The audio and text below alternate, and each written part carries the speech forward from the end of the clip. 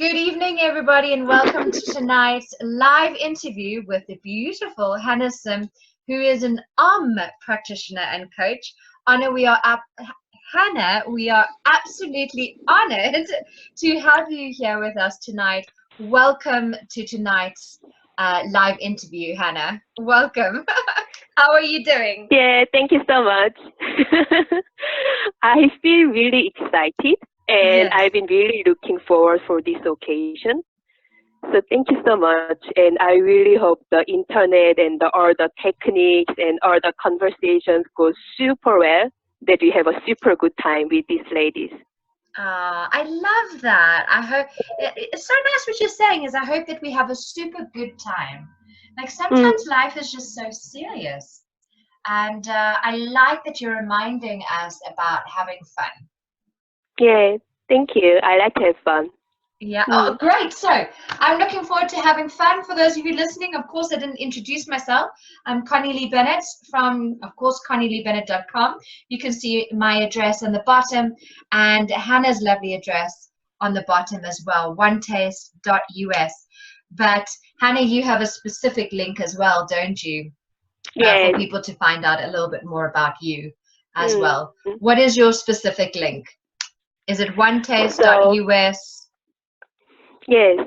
So I'm doing the orgasmic meditation training, and I do the desire-based life coaching. So I'm educated by the One Taste, which is a company made by Nicole Dedan. She's the one who created this practice called orgasmic meditation. Yes. Yes, so I've been doing the coaching program, and I'm on the teacher training course to be the orgasm teacher. Wow. Okay, so an orgasm teacher. So what you do is you're training to be an orgasm teacher. You are a desire-based coach.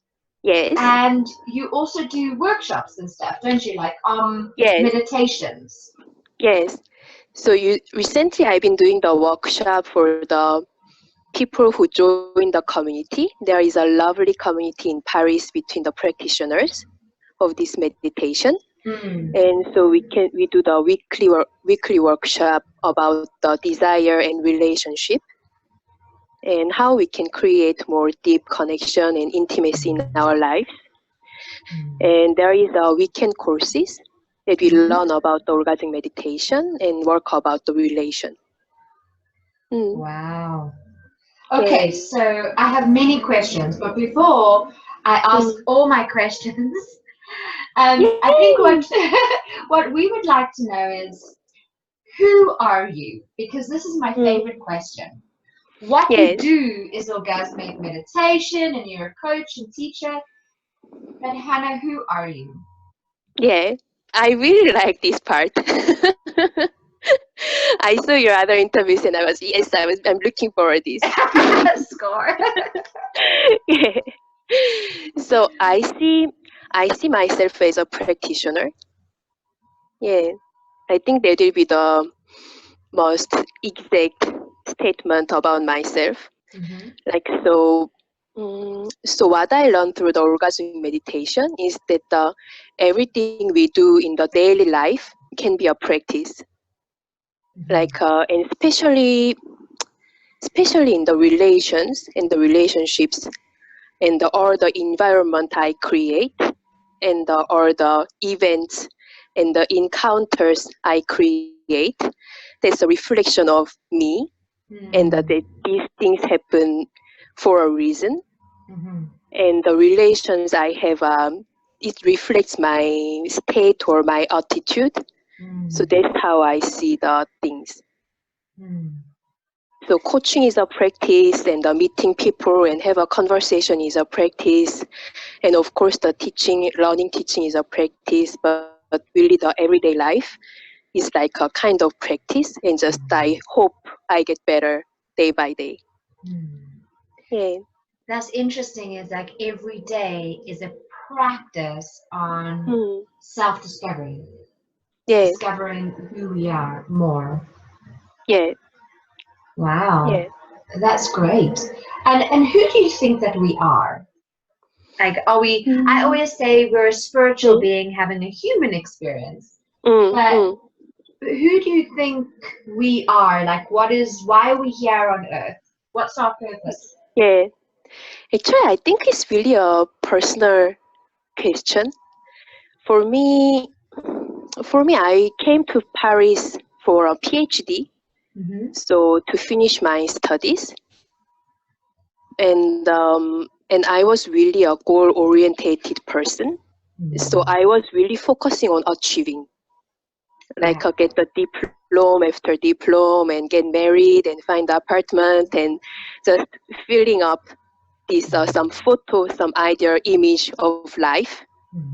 And I didn't really know how to live life, but I just wanted to make that image of life. And once I forget about all the goals and thoughts, it was much easier to live. How did you forget about this ideal image? This is what Well, we now all want to know. yeah, Is this our practice? Is this what you mean by yeah. practice? Now I need to be really honest. I don't know how people get honest on this call, but well, I will try. Actually, I didn't have other choice because because I was quite depressed and I couldn't feel my body. Like I was so busy thinking about what should I do and what do I need to achieve and how I can win this competition. So all the things happened in my head, even the relationship. So I really couldn't feel my body, and me as a person, I get really depressed and very, very dry. Like you see, when women get dry, they don't have some joy of being alive, and they don't feel love. But women get dry, and just I could not feel much, even in the sex. So yeah, so I didn't have a choice. I had to really do something. Mm. That's interesting what you're talking about is because my training is based on Louise Hay's philosophies. Do you know Louise Mm. Hay? Of course. And she talks about how our thoughts Mm. create physical, our physical reality. So that which happens in Yeah. our body is Mm. actually a manifestation of the thoughts that we've continuously been thinking. Yeah. Yes. So you were talking about a little bit about depression and how it manifested in terms of, being dry and not enjoying sex. What are Mm. some of the other, what are some of the common symptoms, physical symptoms that you have Mm. experienced with people lacking joy? We've been speaking Mm. about trust this week. Mm. Not feeling trust, not feeling safety, and I mean, it's Yeah. so interesting. Yeah, the parasympathetic nervous system, and how if you don't feel Yeah. safe and relaxed, then that is Yeah. not Mm. balanced. Mm. So, Yeah, that's true. mm, Yeah. So the most people I meet in the orgasmic meditation, like especially women, yes, like we have this sense of something more is possible. Like like whether this woman says that I have a really good sex life, or yes, she says like I want to feel more in my body. mm-hmm. I feel like that it really depends on woman. So there is some woman who comes and saying like I cannot feel the orgasm in my body, or Yeah, some woman says like oh I have really fun life, but we all have this sense of that we can feel more in our body. mm. Yes, so that's true that the thoughts and emotion and the our body system they are related, but like some of very deep beliefs like like um like some shame around the sexuality or Yes, like being a woman, yeah, that kind of things are very deep. So what we work is that wake up our body and to explore what it feels like to feel nourished in woman's body, yeah. so that we can reveal these deeper conditionings in our thoughts and in our minds. Yeah, I hope it makes sense. And there were some questions, and just you, I will follow your lead, Connie. Yeah, I mean, we have Mm. a few questions already. Whilst we've got here but what did you do to change the situation? What were your everyday practices to change? I think, when you are depressed, or when you're not feeling nourished, or when you're in this space, what are some of the daily practices that we can do? Yeah. So for the first question, like what did I do to change? At that moment, I didn't talk to many people because I feel a little bit embarrassed or shameful. But really, to be honest, I tried everything I could try. Yeah. Yeah, I really tried everything I could do because I really want you to live my life. And the orgasmic meditation was just one of the things I tried. And at the beginning, I laughed at it.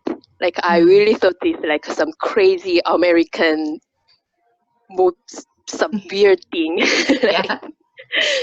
Sometimes they're just so creative, so it's weird. So I didn't really take it seriously.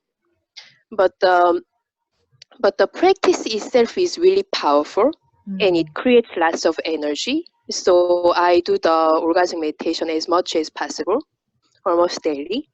Sure. And I go to the Zen temple. I really like the sitting meditation.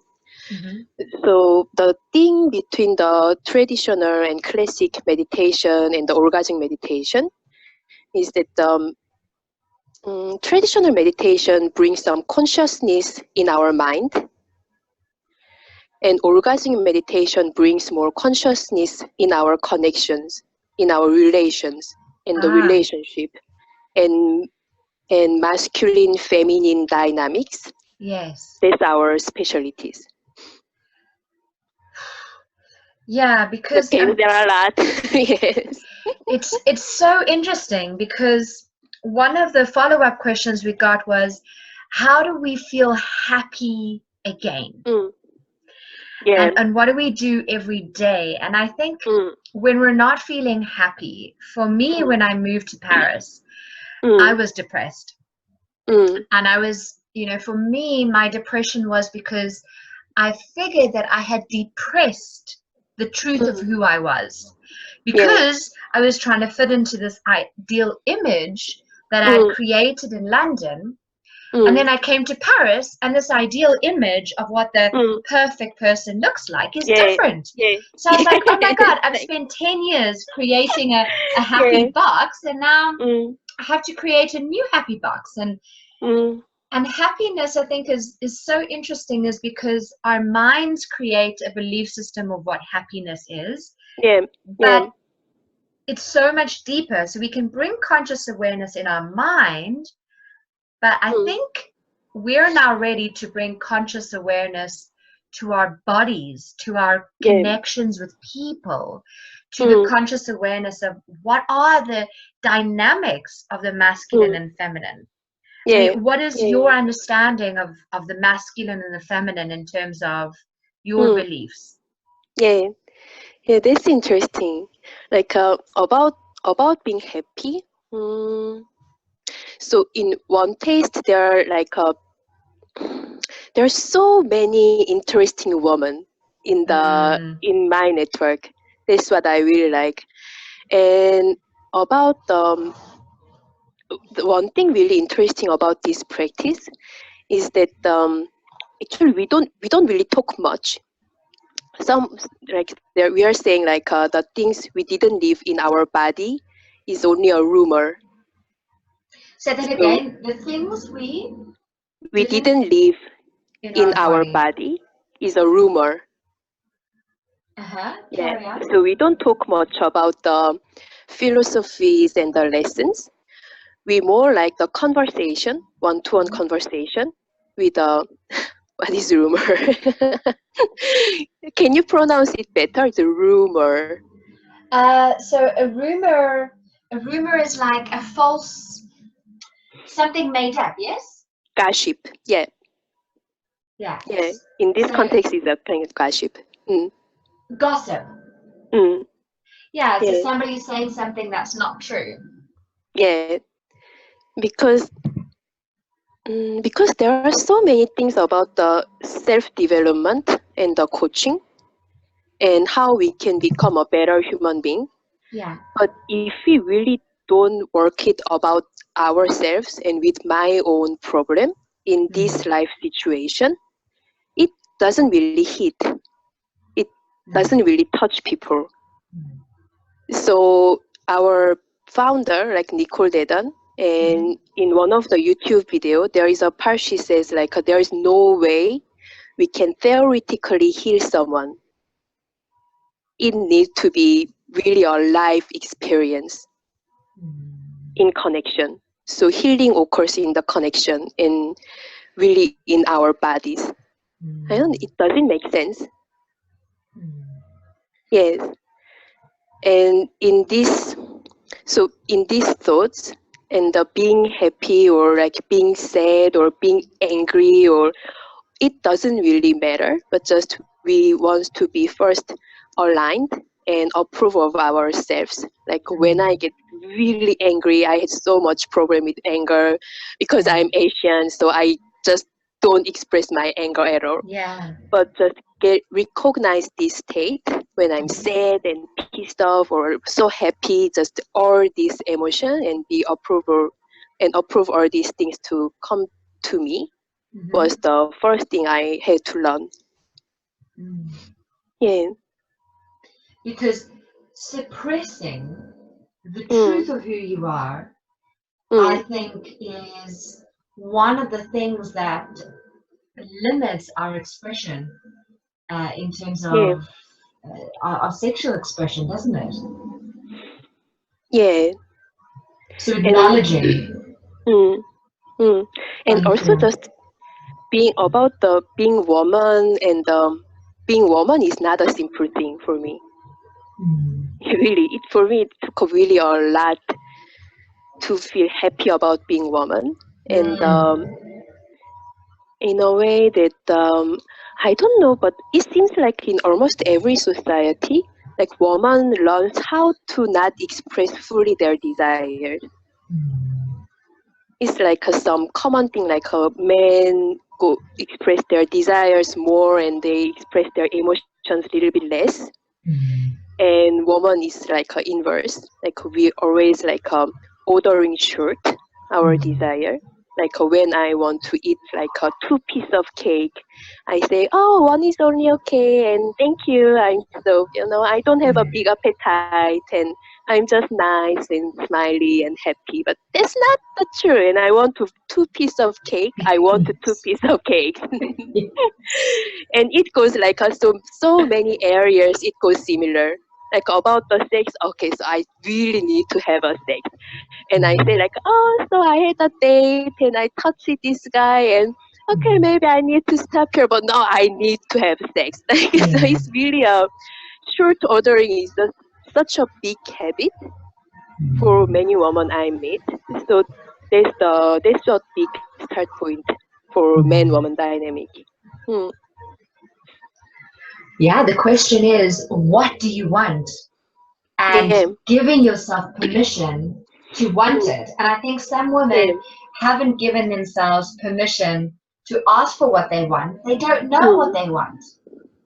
Yeah, that really called being woman. For me, that's called being woman. Like and also there's the thing like when I do the coaching or like have some more private and deep conversation with my clients, usually the first things they say like their desire is like really on the top layers, but more we dig, there are much more. And the biggest desire is very often there's the thing I really want to avoid and almost I want to deny, but it's such a big desire, so I cannot really run away from it. But it just keep staying in my head or somewhere in me. Yeah.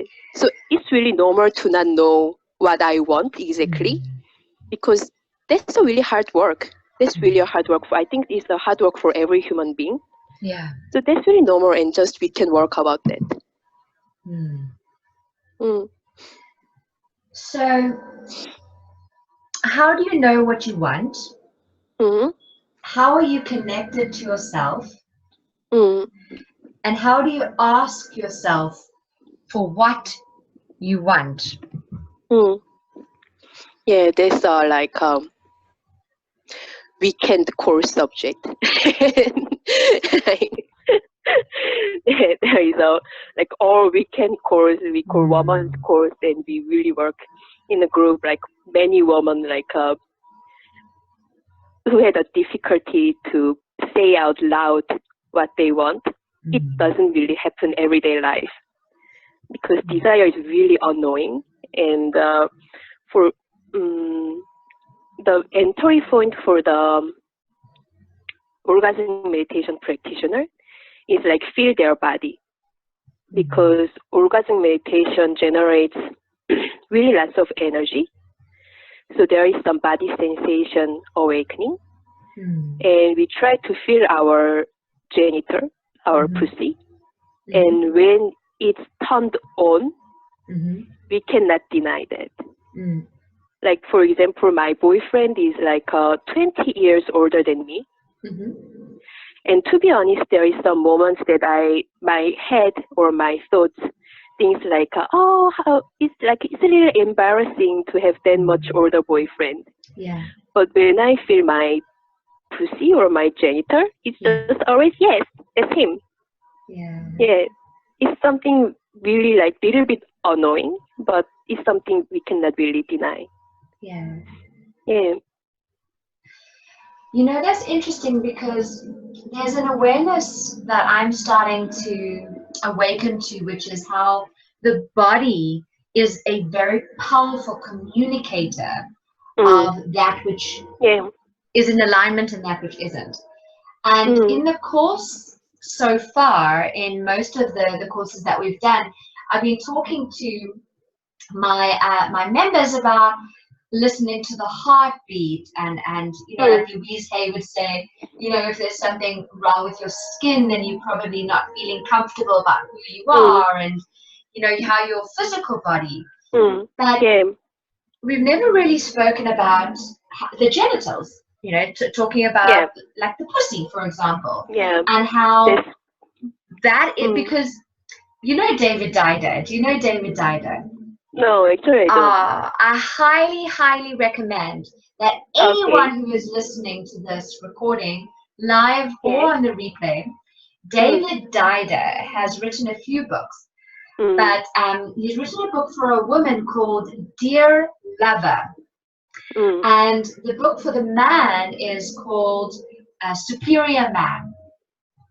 And it talks about how we have belief systems in the mind about men and women. Like what is the ideal image.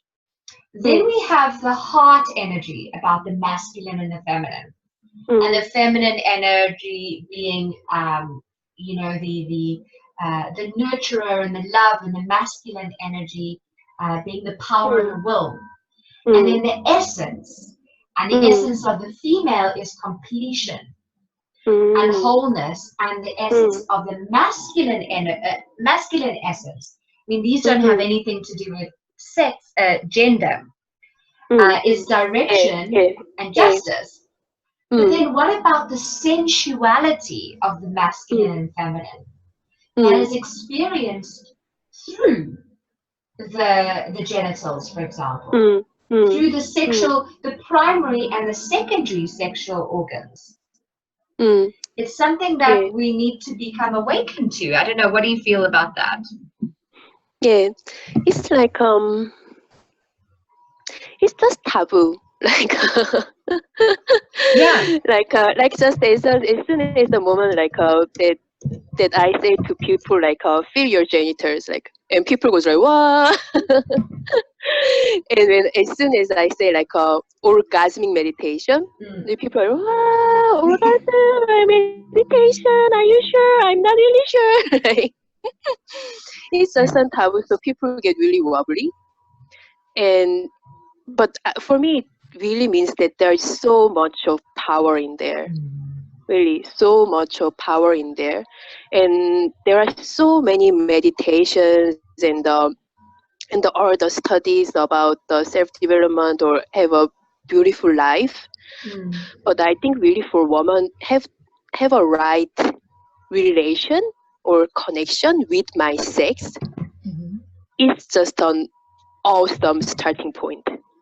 Like I don't think we can really avoid that, but it really needs a lot of courage and really lots of courage and to face the thing which is in the middle on the target, like the very important, but something is not easy to approach.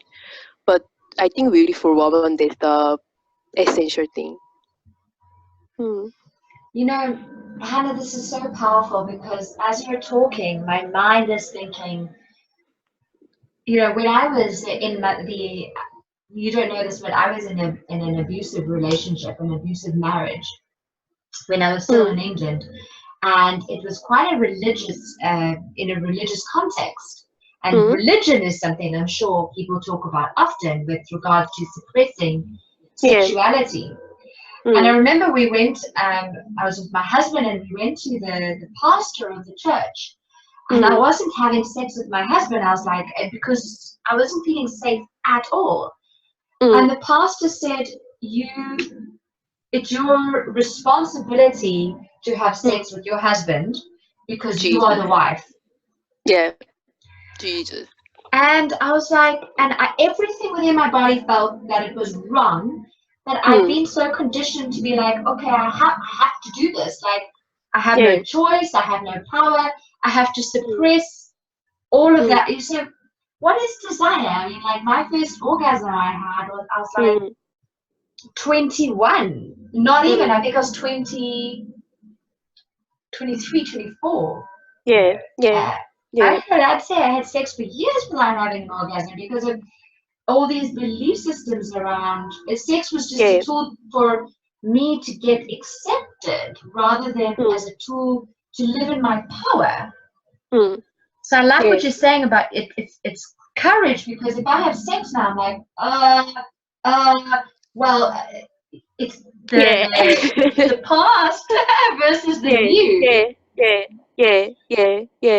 It's really important to share these vulnerable things because that's where we can grow. I really believe that that's where we can grow, and I think so many women go around that point, like the thinking like, okay, I like on my list to be an adult, like okay, sex done, and okay, marriage done. It doesn't like that for me. Like and woman really cannot get off when we don't feel safe. Yes. Yeah. So just we cannot turn. I also for me it does, even if I go for some date, like when I meet a guy, I think like, oh, what does this guy want from me, or like how he's inviting me a dinner, or what do you propose? What is the appropriate action? Just all this self-talk in my mind is so full, and sometimes even during the sex. So if I really don't feel safe and relaxed and really feel into my body, for women it's so easy to go somewhere. And the work of orgasmic meditation is, it really relates to make this a safe container in the practice and in our relations and in our daily life, so we can explore, so we can relax and really feel our body and nourish ourselves in the sex and in the intimate life, so that we can have a really good life as a woman. Yeah, nourishing ourselves. So we have some questions for you, darling. We have, so we're talking about anger. You were talking about angriness earlier on. How can we control ourselves?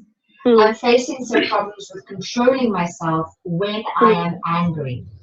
Yeah. How would you answer that? Like to be honest, this question for me, it looks like that I want to go out of control. That's more at what I hear. Like I want to go out of control and I want to let this out. That's what I hear from the question. And the thing about the anger, I try to talk to the other person when I'm expressing with other people, so we can be agree that I feel angry, and I just need to let go. When I get angry, I need to express that.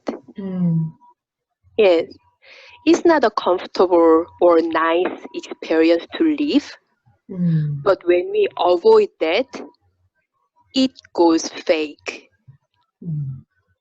So we don't really have a lot of choice there. Whether I let people feel me or I fake something. It's also not an easy thing, but that's part of life, I guess. Yeah. And so many people want to go out of control. We want to go out of control in a safe way, in a contained way.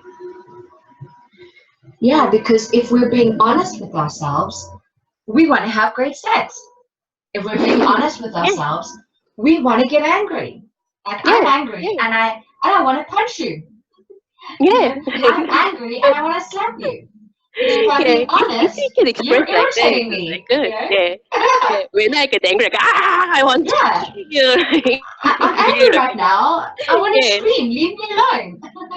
Yeah, that's how I am now. We've been told to suppress our emotions for so long. Don't feel like men are told to suppress their feeling sad or tears. Don't cry. Women are told not to be angry, not to be expressive sexually, or not to express your sexual desire. And this is a beautiful question that comes up because it relates to what we're talking about here. It's not about controlling yourself. It's about honoring how you feel and experiencing it. In your words, Hannah, it is about there's no way you can theoretically heal someone unless they experience what they're going through in connection with people. So if you want to heal your anger, it's not about controlling it, it's about experiencing it in a safe space with another person. Is that what would you agree with that? Yeah. And it's really important to have the community of people who have the same mindset that really courageous enough people who choose the risk of telling the truth. Because it's risky. Not many people do that. We prefer to go a nice and comfortable way of living. Telling the truth is really risky thing. So we really need the support and the network. Well, that's why you guys have the Thrive Online Academy, but also surrounding yourself with the 5. I always talk about the 5 people that you spend the most time with. Do you feel safe with them? Yeah. You know, and that's really great. I think it's a hard hitting. I was with a client today, and she said to me, "Well, the people I spend time with don't empower me. They don't make me feel safe." And it's hard to admit, like you're saying, like you have to admit some things to yourself. Yeah. It's really difficult, to be honest. Courage. Experiencing it. I like it. You are a practitioner. You practice expressing anger in a way that honors you. You practice orgasmic meditation. You practice expressing who you are. Yeah, and also we practice sex. I practice sex. If you guys want to have some more real experience. So it's also so this call was really an exceptional experience for me because I'm not used to talk about the practice and how does it goes. I used to talk more about the people's desire, like what really my client wants, and what is the difficulty blocking them. And so because desire is really fragile and it's really hard to admit that and just express that, so there needs a lot of backing up. Like, so I back people's desire so they can get what they want, and especially with women, it's because sometimes I also don't know what I really want, and some woman like give me some reflections. Oh, you felt really turned on when you're talking about that, and then I feel like, oh yes, actually that was the thing I really wanted. So I really do this work, like what you guys really want, like what is the thing that you really want to have in your life but it didn't happen yet. So that's what I'm really interested to talk about, the desires and what kind of fear or what kind of blockage you have on that way. Well, we can speak about this for an hour, but for 10 hours, like you said, a whole weekend. But we have one more question, I think, before we complete the interview tonight, and that is it. It's kind of a question that has many questions to it. Is there a relationship between mind, heart, and soul with regards to orgasmic meditation? Does it help a relationship? Do both partners need to practice orgasmic meditation to have a perfect relationship? So it's 3 questions, but you go ahead, have fun. Okay, so I think I like the last question, because so it's a practice I do with another person, another human being. There's something really different. So what we learn at the beginning of practice is asking. Yeah, that's really something I learned. Like, oh, I need to ask to my partner. I cannot take it like a guaranteed, and I need to ask if he wants to do that or not. And that's like the first thing I learned, and it was not easy. Yeah, so it really starts from these kind of small steps. Like we will be more mindful in our communication, and we also have to make a clear boundary between my freedom and his freedom. Like, he can say yes or no, and I can say yes or no. That's where we start. Yeah. And about the mind, heart, and soul, yeah. There is one teacher who talked about this, about being human, and it was something I was really impressed by. And like sometimes we like something platonic and like some idea, like love and just some intellectual exchange. And sometimes we get really emotionally like overwhelmed about someone. And sometimes to be honest, there's some guys I just want to fuck. Yeah, and it's all part of me, and it's all part of me being human. And the freedom I get with this practice is that I allow all this exploration, so each part can open. Yes. Giving yourself permission to be free to express every part of you. Yeah. Because we suppress all the different aspects of ourselves. Yeah. And we only allow the mother to come out, for example. Yeah. I was really judgmental about being emotional, or like being too much sexual, or oh, I don't feel much, or I feel too much and I'm so emotional, or oh, I didn't feel emotional. It's just all the things comes out. Yeah, and we just live with that. So how does orgasmic, the practice of OM, what do they think about like monogamy and like one night stands and all this like taboo stuff around sex, like having multiple partners, swinging, what are all the other different types of open relationships? Yeah. So the thing I really like about this practice is we don't tell what people should do or what people should think. All we practice is just listen our desires.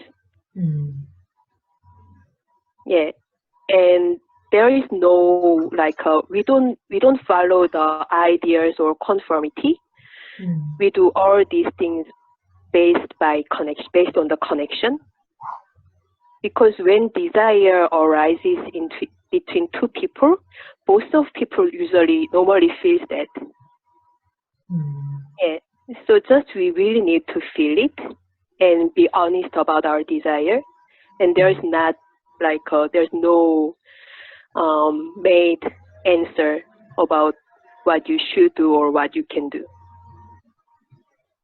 No right or wrong, just the idea of being honest. Yeah, that's a really awesome and super cool but difficult start point. I really like what you've been saying in today's interview, because it's almost like the practice itself teaches the fundamental tools to life. You know, number one, aligning with who you are, approving of yourself, recognizing the state that you're in, asking for what you want, being aware of your desires, not feeling shame, exploring what you need to feel nourished, you know, having courage. I mean, it's in the context of sexual expression. But I think sexual expression is the most innate, deepest reflection of where we are in alignment or out of alignment with the truth of who we are. And how we feel and how we think about it, our head's thoughts, our heart's feelings, our soul's expressions. Yeah. I would not say that's the most important thing, but that's really important. And I think it can really make a big change for people. Wow. Well, Hana, I have many more questions for you, and I know everyone who's listening live or on the replay will have many different questions for you. So you are a coach, you are a practitioner, so you run workshops, and people can contact you for what services? What do you offer? You offer one-to-ones. What do you do? What do you offer? I'd love to talk.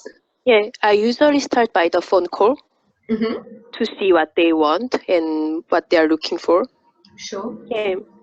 So just you can send me email or Facebook message, then we'll start to talk. Great. So you are Hana Sim on Facebook. So anyone listening, I would highly recommend that you have a conversation with Hana. I mean, it'll be a beautiful awakening conversation. So I definitely recommend reach out to Hana Sim on Facebook, or your email address. What is your email address? My email address is my name, simhana, and 83, and gmail.com. simhana83@gmail.com.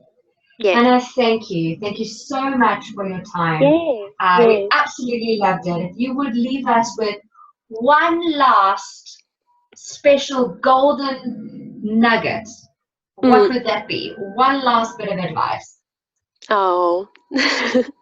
Actually, I want to say that I couldn't really talk individually for these two participants. I want to say thank you first, and I'd love to talk with you guys, really. And thank you so much. And the one nugget, I think that will be just follow your desire. Just follow your desire. Whatever your desire is, I really want to back up that journey. So if you listening would like to follow your desire, then reach out to hanasim83@yahoo.com or gmail.com. Gmail.com. Gmail.com, or find her on Facebook. Thank you so much for everyone who, it's been a wonderful, wonderful time. I've awoken some I need some time to think. I need some time to Okay. process everything that we've spoken about tonight. It's been lots of Mm. interesting things. So thank Yeah. you so much, Hannah. Yeah. And Thank you so much, Connie. no, it's been Yeah. my honor. And of Yeah. course, anyone who wants to reach out to me, Connie-Lee.com. It would be my honor to connect with every single one of you in Mm. whichever form our life takes us in. So it's awesome. Thank you so much, everybody. And we will see Yeah. you next week for our next interview of how to step into your ultimate sexual expression. Thank you very much, everybody. Thank you so Bye. much. See you soon.